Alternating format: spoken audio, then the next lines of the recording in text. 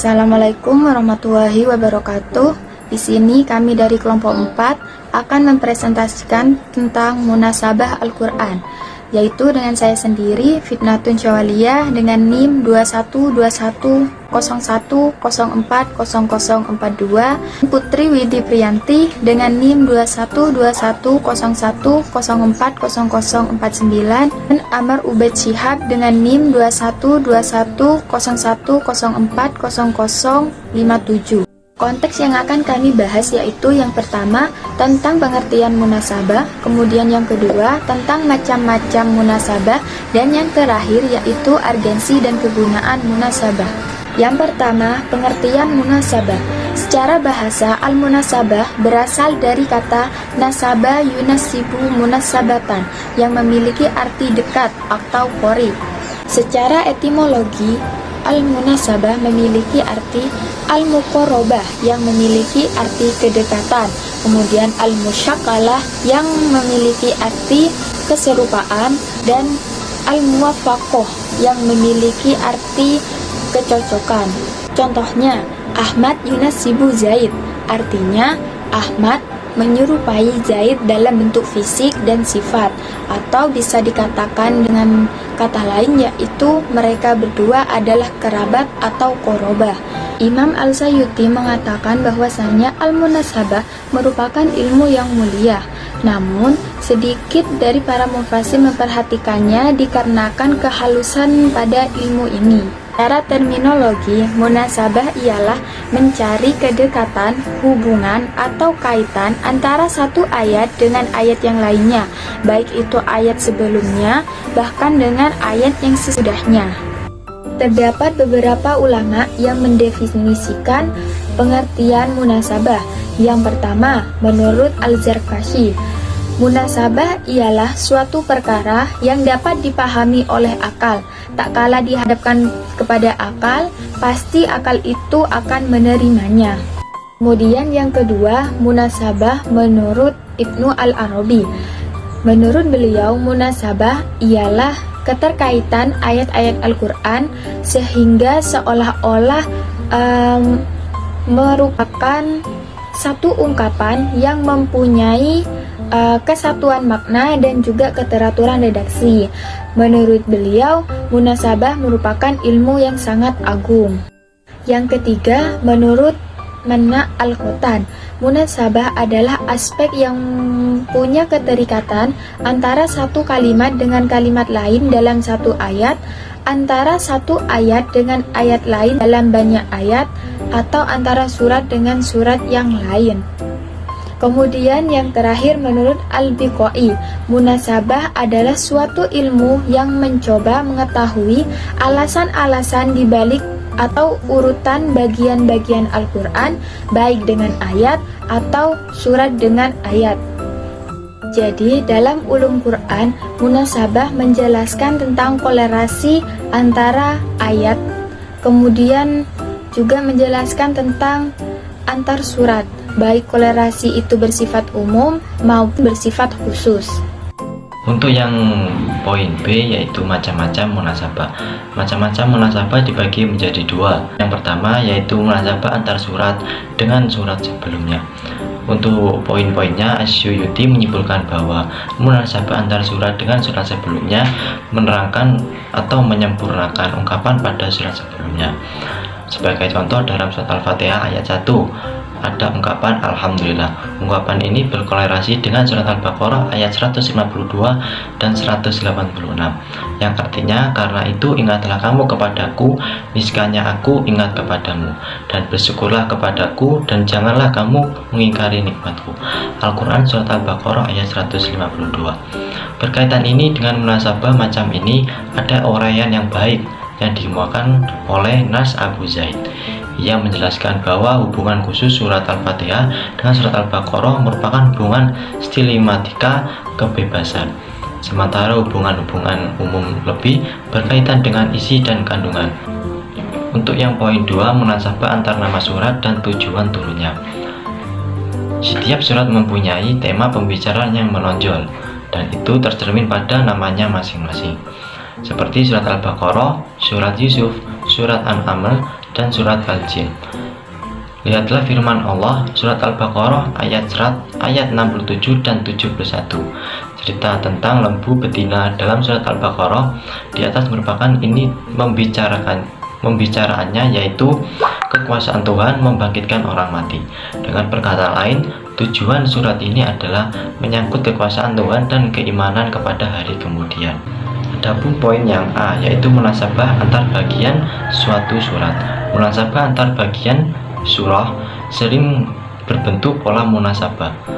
Al-Tadau perlawanan seperti terlihat pada surat Al-Hadid ayat 4 yang artinya kata yalizu masuk dengan kata yakhruju keluar, serta kata yanzilu turun dengan kata yaruzu naik. Terdapat kolerasi perlawanan. Contoh lainnya adalah kata al-azab, ar-rahman, dan janji. Baik setelah ancaman, munasabah seperti ini dapat dijumpai dalam surat Al-Baqarah, surat An-Nisa, dan surat Al-Maidah. Dan untuk yang poin yang B yaitu munasabah antar ayat yang letaknya berdampingan. Munasabah antar ayat yang letaknya berdampingan sering terlihat dengan jelas, tetapi sering pula tidak jelas. Munasabah antar ayat terlihat dengan jelas, umumnya menggunakan pola takkid, menguat, tafsir, menjelas, iktirad, bantahan, dan tasyid, penegasan. Munasabah antar ayat yang menggunakan pola takkid yaitu apabila salah satu ayat atau bagian ayat memperkuat makna ayat atau bagian ayat yang terletak di sampingnya. Dan untuk yang poin yang C, munasabah antar suku kelompok ayat dan kelompok ayat di sampingnya. Dalam surat Al-Baqarah ayat 1 sampai ayat 20. Misalnya Allah memuliakan penjelasannya dengan tentang kebenaran dan fungsi Al-Quran bagi orang-orang yang bertakwa. Dalam kelompok ayat-ayat berikut dibicarakan 3 orang manusia dan sifat-sifat mereka yang berbeda-beda, yaitu mukmin, kafir, dan munafik. Untuk yang poin D yaitu munasabah antar fasihilah, pemisah antar ayat. Macam-macam munasabah ini bertujuan tentu di antaranya adalah untuk menguatkan tamkim makna yang terkandung dalam suatu ayat. Dan untuk poin yang E yaitu munasabah antar awal surat dengan akhir surat yang sama. Tentang munasabah semacam ini, Asy'uti telah mengarang sebuah buku yang berjudul Marasid Al-Fatali fi Nasfun Al-Makadi Al-Wamadhali. Contohnya munasabah ini dalam surat Al-Qasas ayat 28 yang bermula dengan menjelaskan perjuangan Nabi Musa dalam berhadapan dengan kekejaman Fir'aun. Atas perintah dan pertolongan Allah, Nabi Musa berhasil keluar dari Mesir dengan penuh tekanan. Akhir surat, Allah menyampaikan kabar gembira kepada Nabi Muhammad yang menghadapi tekanan dari kaum dan janji Allah atas kemenangannya. Kemudian jika awal surat dikembangkan bahwa Nabi Musa tidak akan menolong orang kafir. Munasabah ini terletak dari sisi kesamaan kondisi yang dihadapi oleh kedua nabi tersebut. Untuk yang poin F yaitu munasabah antar penutup surah dengan awal surah berikutnya. Jika perhatikan pada setiap pembukaan surah akan dijumpai munasabah dengan akhir surah sebelumnya, sekalipun tidak mudah untuk menjumpai. Misalnya pada permulaan surat Al-Hadid dimulai dengan tasbih, yang artinya semua yang berada di langit dan yang di bumi bertasbih kepada Allah, menyatakan kebesaran Allah, dan dialah yang berkuasa atas segala sesuatunya. Al-Quran surat Al-Hadid ayat 1. Ayat ini bermunasabah dengan akhir surat sebelumnya, Al-Waqiah ayat 56 yang memberitakan bertasbih. Artinya, maka bertasbihlah dengan menyebut nama Tuhanmu yang Maha Besar. Al-Quran surat Al-Waqiah ayat 96. Kemudian permulaan surat Al-Baqarah ayat 2. Artinya alif lam mim kitab Al-Quran, kita tidak ada keraguan padanya, petunjuk bagi mereka yang bertakwa. Al-Quran surat Al-Baqarah ayat 1 sampai 2. Ayat ini termasuk munasabah dengan akhir surah Al-Fatihah, yang artinya yaitu jalan orang-orang yang telah Engkau anugerahkan nikmat kepada mereka, bukan jalan mereka yang dimurkai dan bukan pula jalan mereka yang sesat. Al-Quran surat Al-Fatihah ayat 7. Untuk poin berikutnya yaitu urgensi dan kegunaan munasabah Al-Quran. Ilmu munasabah Al-Quran itu sangat penting dikuasai dalam menafsirkan Al-Quran. Itu itu sangat membantu mufasir dalam memahami dan mengeluarkan isi kandungan Al-Quran. Karena memahami Al-Quran dengan bantuan ilmu munasabah berarti mengistimbatkan makna ayat sesuai dengan konteksnya. Tanpa memperhatikan aspek munasabah, mungkin akan terjadi pemahaman di luar konteks ayat, bahkan bisa keliru dalam memahaminya. Sebagaimana asbabun nuzul, munasabah sangat berperan dalam memahami Al-Quran. Muhammad Abdullah Daras berkata, sekalipun permasalahan-permasalahan yang diungkapkan oleh surat-surat itu banyak, semuanya merupakan satu kesatuan pembicaraan yang awal dan akhirnya saling berkaitan. Maka, bagi orang yang hendak memahami sistematika surat, semestinya ia memperhatikan keseluruhannya, sebagaimana memperhatikan segala permasalahannya. Kegunaan mempelajari munasabah Al-Quran itu banyak, antara lain yaitu yang pertama, untuk mengetahui persambungan hubungan antara bagian Al-Quran, baik antara kalimat-kalimat atau ayat-ayat maupun surat-suratnya yang satu dengan yang lainnya, sehingga lebih memperdalam pengetahuan dan pengenalan terhadap kitab Al-Quran dan memperkuat keyakinan terhadap kewahyuan dan kemukjizatan. Yang kedua, dengan ilmu munasabah kita dapat mengetahui mutu dan tingkat kebahagiaan bahasa Al-Quran dan konteks kalimat-kalimatnya yang satu dengan yang lain, serta persesuaian ayat atau suratnya yang satu dengan yang lain, sehingga lebih meyakinkan kemukjizatannya, bahwa Al-Quran itu betul-betul wahyu dari Allah Subhanahu wa Ta'ala dan bukan buatan Nabi Muhammad SAW.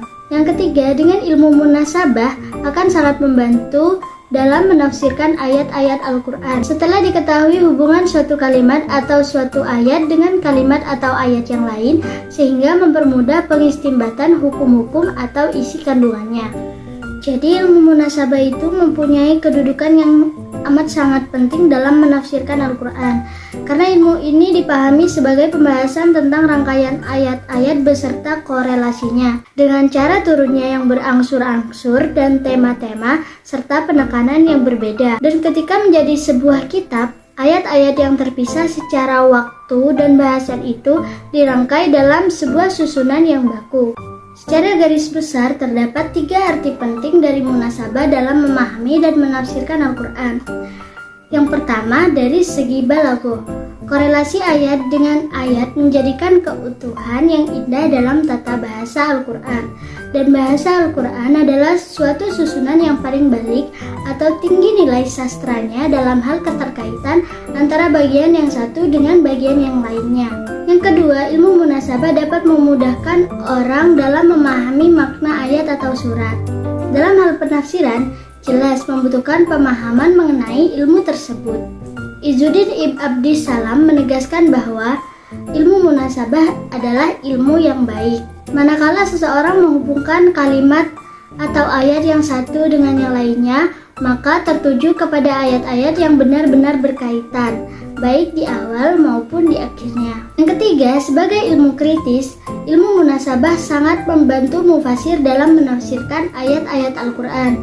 Setelah ayat-ayat tersebut dipahami secara tepat, dan demikian akan dapat mempermudah dalam pengistimbatan hukum-hukum ataupun makna-makna terselubung yang terkandung di dalamnya.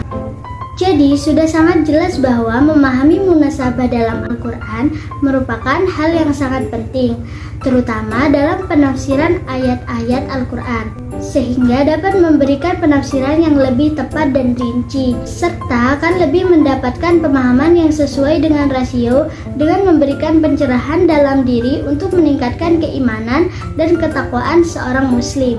Itu dia presentasi dari kelompok kami. Mohon maaf apabila ada kesalahan kata. Sekian dan terima kasih. Wassalamualaikum warahmatullahi wabarakatuh.